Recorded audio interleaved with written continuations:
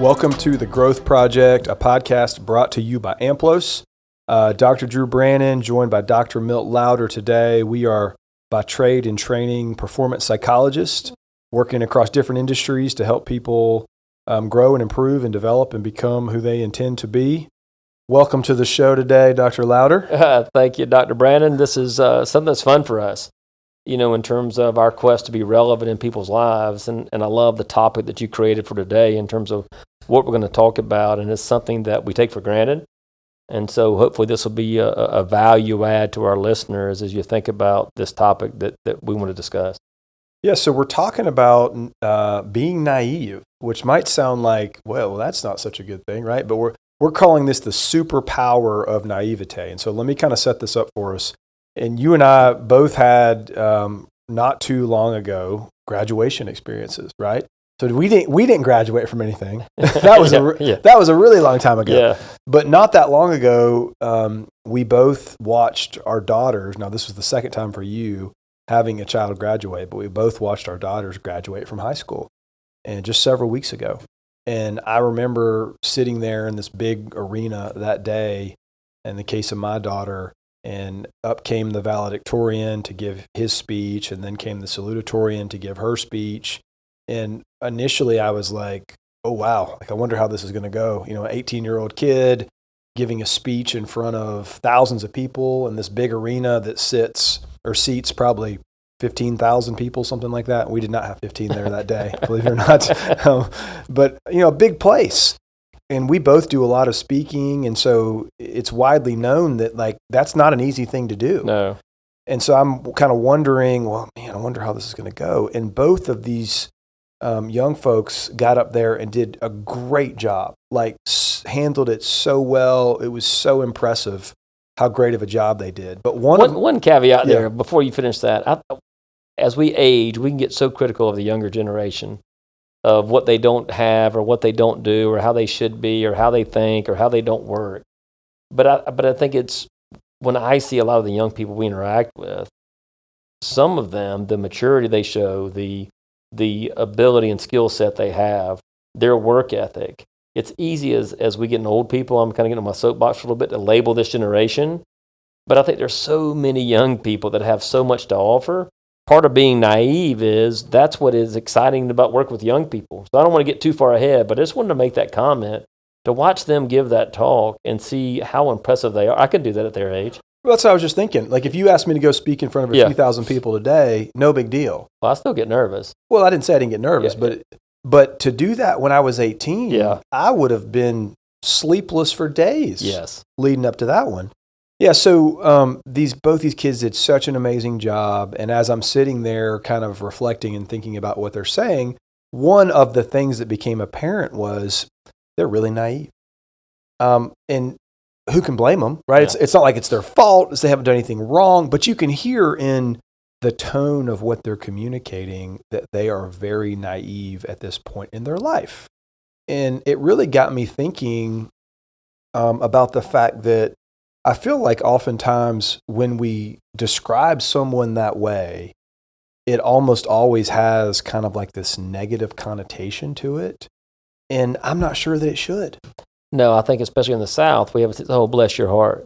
Yeah. Right? Meaning, oh, you poor thing, you don't know how life really is, or you don't know how hard life is, or you don't know how difficult it is. And we do use it as a criticism of others.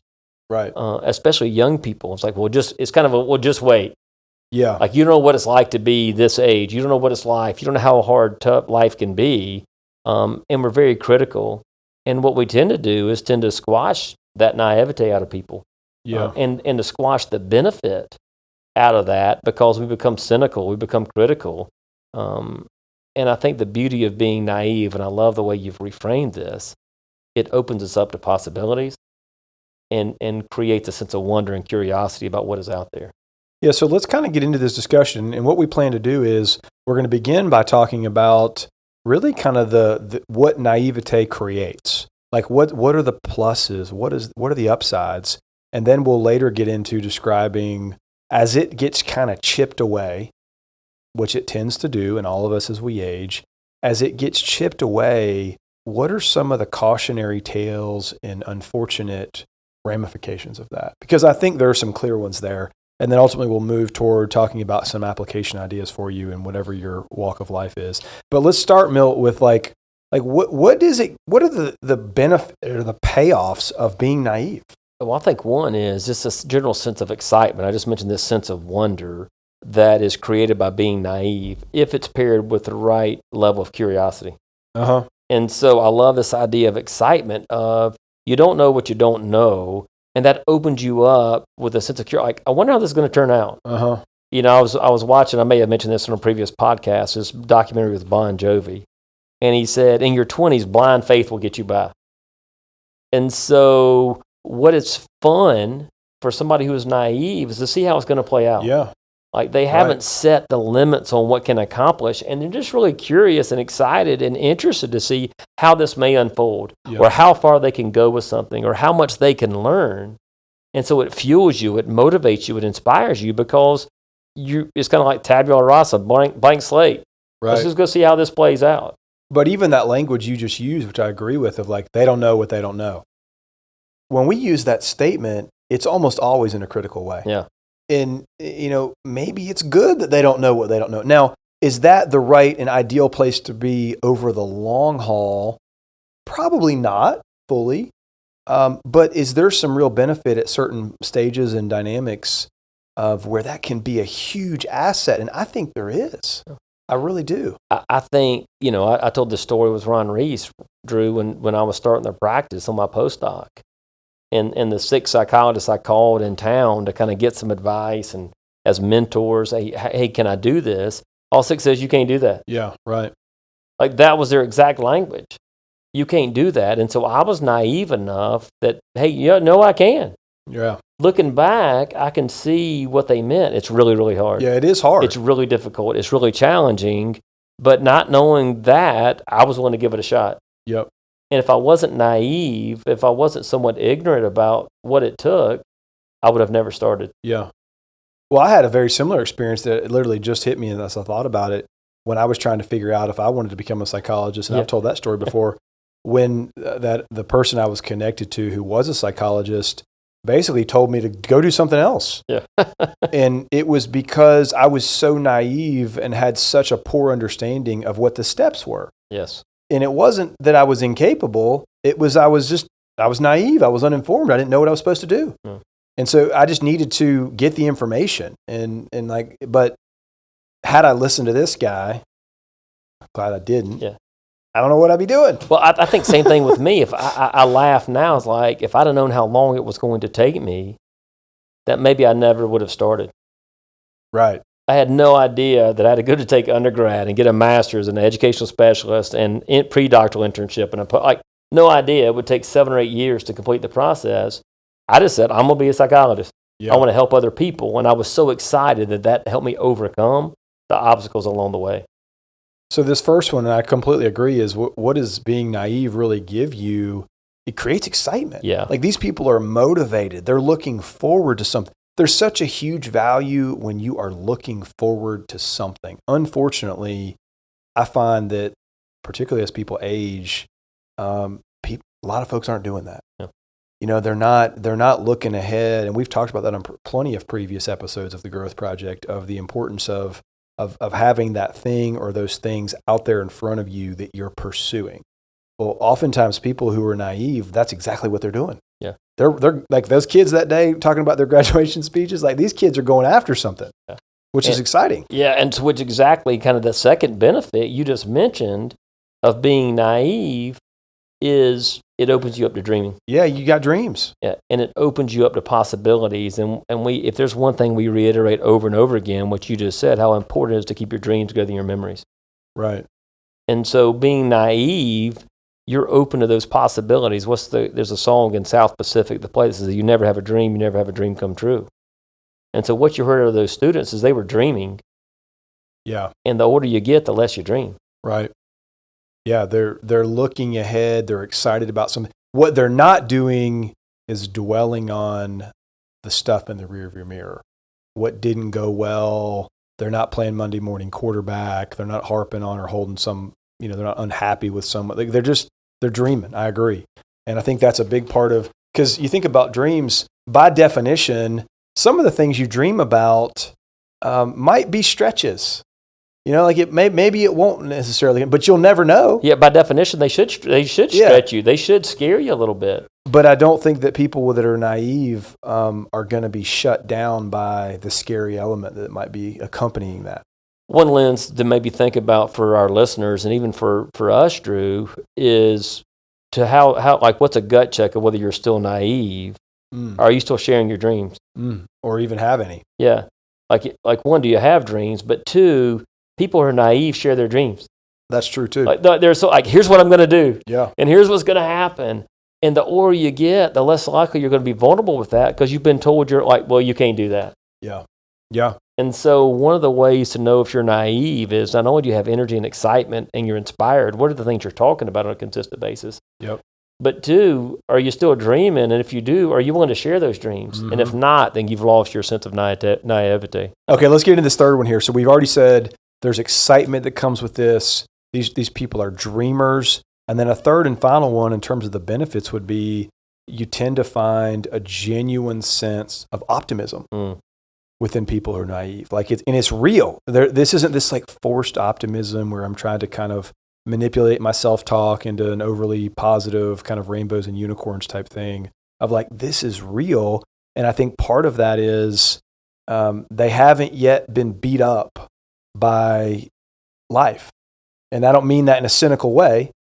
Because all of us are going to go through our series of things that, for lack of a better term, or maybe beat us up a little bit. But a lot of these folks, that hasn't really happened yet. And so optimism, maybe you could say that optimism is kind of a lower hanging fruit for these folks. Not always, but sometimes. But regardless of how they've gotten there, they tend to be really optimistic. Yeah, and I think what that optimistic mindset does is it looks at the possibilities about what's possible instead of what's impossible. And they think more in terms of, hey, I can do this versus I can't. Right. And we talk so much about a growth mindset, and that number one criteria is belief that your effort will equal success. So that naivete is believing, hey, if I work hard enough, it's a little bit of the American dream. Yeah, right. If I work hard enough, I can achieve this. Now, it doesn't guarantee it, but that sense of, I believe I have what it takes, can fuel you, motivate you, and helps you view setbacks, failures, challenges in a different way. Yep. Okay, so as we kind of, let's pivot and kind of move away from this a little bit, but again, just to recap, excitement, dreaming, and optimism often accompany people who are naive. And so I think it's hopefully apparent to some of our listeners of like, those are good things. And let's be open-minded to the fact that like being naive can sometimes help us. Now, we tend not to stay that way. No. And so, like, why is that? Why? And I used that phrase earlier, this idea of kind of like life chipping away at us or the naivete being kind of chipped away at. How and why does that tend to take shape? One, I think at some point you have to come face to face with reality. Yeah. That when you're young, you don't know what the possibilities are, that you can't. And we do our children a little bit of a disservice because we tell them they can be anything they want to be. Which is not, in fact, true. And maybe someone heard that for the first time on this podcast. Yeah. That we kind of fall, and especially in America, we believe that, hey, if I just work hard enough, if I do the right things, and we create this myth that life isn't hard. And so it's so hard to prepare for what you can't predict.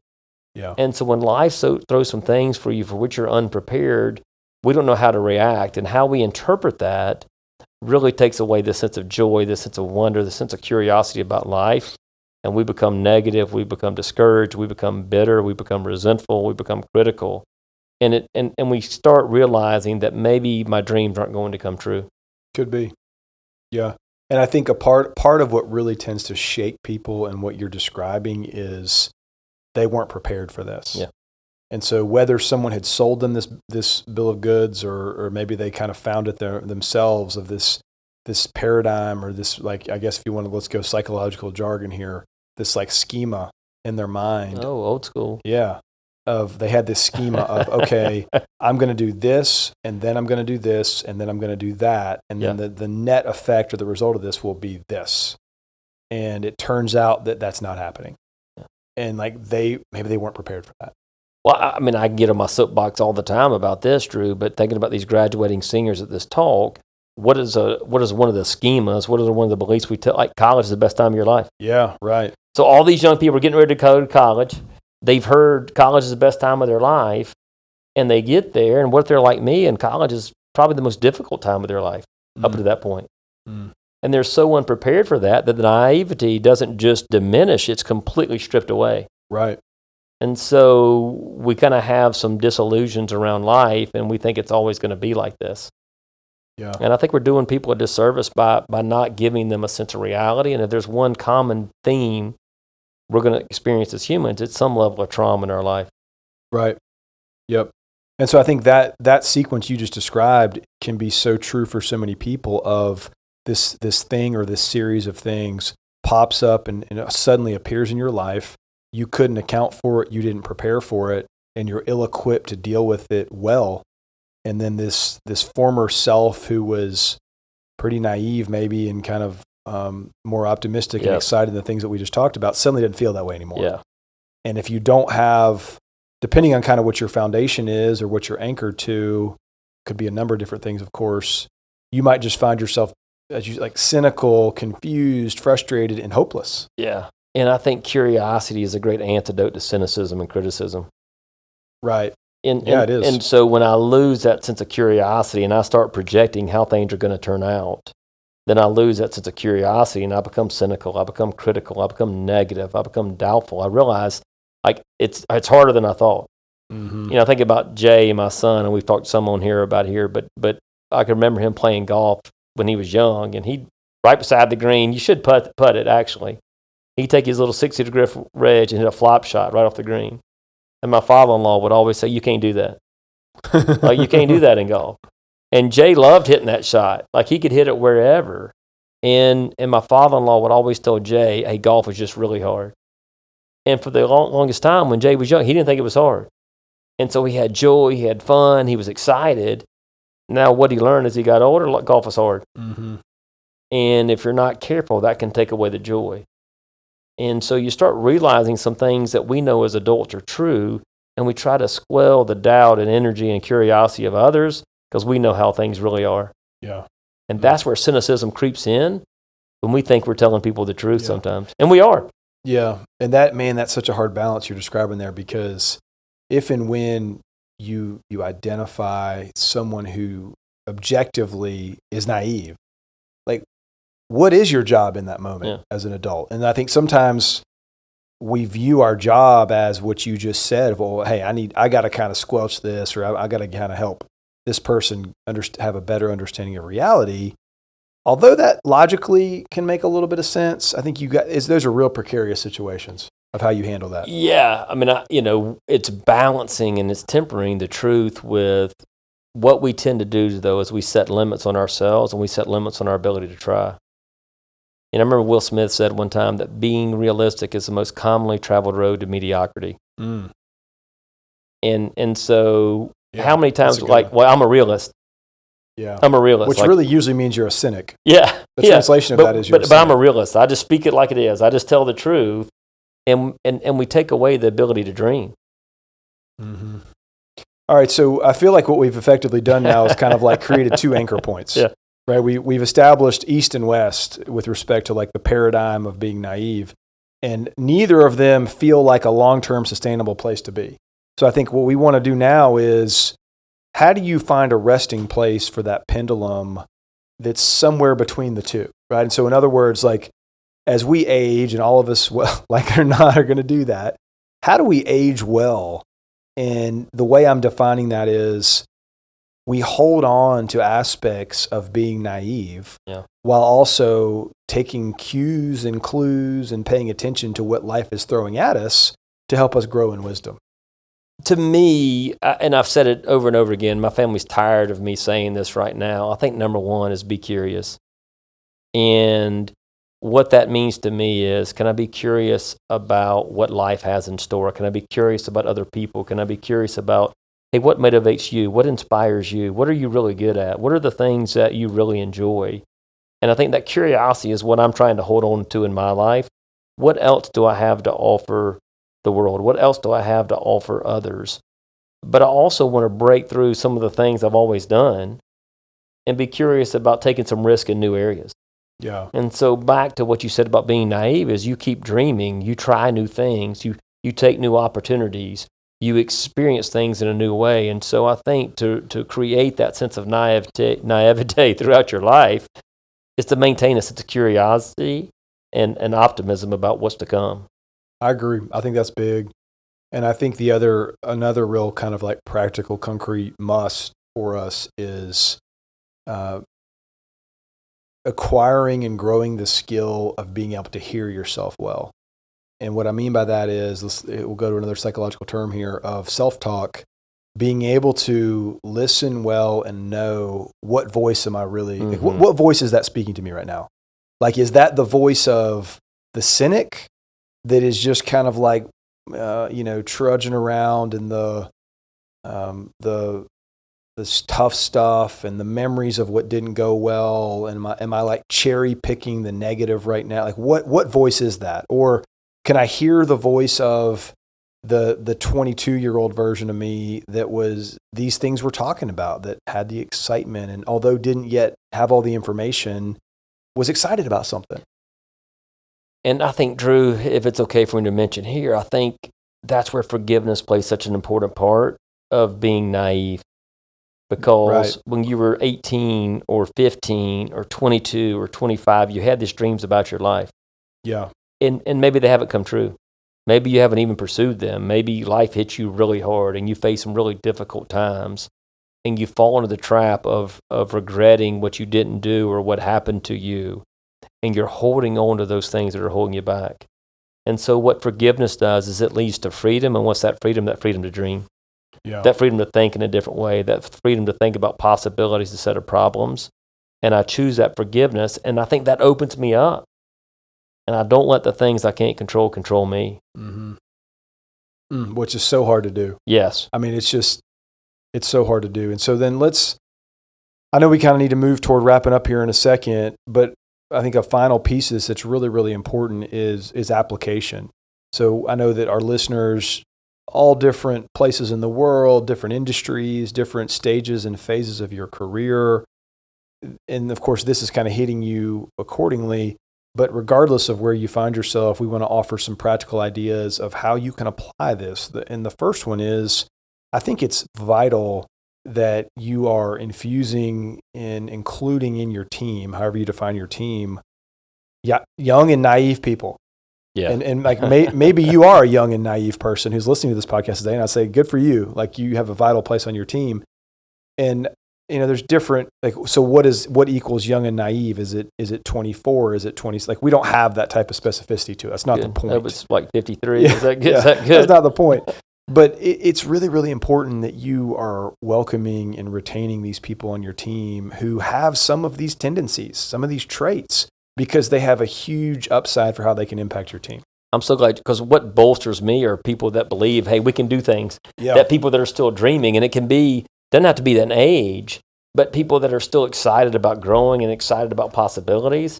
And so not only listening to yourself, as you mentioned, that internal dialogue, but who are you surrounding yourself with? And those kind of people that are still growing, that maintain curiosity, that are willing to learn, that are exploring new ideas, I think those are the people that inspire me and motivate me. For sure. And I think bringing them and inviting them in, that's one of the things about working on a college campus that is so much fun. Yeah. Well, it's interesting. I've had some, so we have an intern working here at AMPLOS this summer who's done a great job. And I find myself at times in these conversations trying to give her kind of like a crash course on kind of like, here's what it is like out here. Here's what it's like in the real world. So like, if you find yourself saying that, you may have lost some sense of naivete. So although she's pursuing a PhD in, kind of in the graduate, where we were at one time, kind of in the peak years of graduate school. And so those of us on the other side of that are like, well, hey, I know they're teaching you all that back in school. Let me tell you what it's really like when you get out here and trying to actually, grow a business and all that stuff. And like, well, hold on a second. I probably need to hit the pause button on that and temper that with a different angle. Yeah. A different way of looking at it. So if your first response is to tell people why that can't happen, you've lost the naivete and moved into cynicism. Yeah, it seems like it. Yeah, and so as you're thinking about infusing yourself with young people, I think it's also important to think about what inspires you at this stage of your career. what inspires you at this stage of life? What are the things that you find yourself thinking about, dreaming about, talking about, reading about, and pay attention to that. And it could be vocationally or avocationally. For sure. And I think what sometimes leads to cynicism as we age is sometimes we haven't accomplished what we wanted to accomplish. And there may not be enough time left. You may not be able to recover from whatever that could be. But I think you can be naive about who you are becoming and less about what you are accomplishing. Mm-hmm. So I think that's important as we continue to age and grow and we have different strengths, that we're maybe curious about how those strengths can be deployed to help other people. Yep. Because as we become cynical and we become stressful, who are we focused on? We're focused on us. So part of being naive is, what can I learn from Drew? What can I learn from other people? How can I learn and grow? That's one way, I think, to get back to being naive, is I wonder what I can learn. Think about how many times you read something or learn something, listen to a podcast, and you walk in with a cynical mind. Yeah. Because I've heard this before. Right. I've done this before. We have some meetings, not long ago with a company, and this guy said, this is my 5th development meeting in 10 years. And I said, well, I bet this one will be different. And at the end of it, he said, you're right. But he had to overcome that cynicism because he's seen it all. Yeah, right. And so that's one thing in terms of application. Maybe just go into I wonder what I can learn from this person. And then one I would add to the list there too is, can you make this shift of, you don't see a person being naive as a negative, you see it more as a description. So you don't have to go as far as saying like, hey, I see this as being a positive thing, although I do think there's positive elements. Yeah. But what if it could just be a descriptive way of thinking about a person and not a negative way of thinking about a person? Think about the impact of that. Yeah, descriptive, because labels set limits on people. And if we label that person as naive, we discount what they have to offer. But I think something that, as we're discussing this, Drew, being naive means I'm willing to be vulnerable. Although you don't know that you're being vulnerable. Yeah, you just don't know. Yeah. You wouldn't label it as vulnerability. You just are curious and ask. Think about things that you've been motivated along the way. Right. That you just were naive. Is like, oh yeah, help me understand that. And you're willing to ask questions. You're willing to be vulnerable. You're willing to be humble because you're just so excited and passionate about what you want to do. Yeah. Yeah. Very true. And then, kind of a final one here for application. And I don't have a how-to manual for this, but I think the idea that we would want to share is find ways to reach back to naive stages of your journey, however you would define those, and hold on to some of those things. Yeah. Kind of like you're saying, of like, how can you go grab a hold of some of your ways of thinking and being that maybe were more present in your younger years and bring those with you. Find a way to do that. Yeah. Yeah. Great idea on the topic.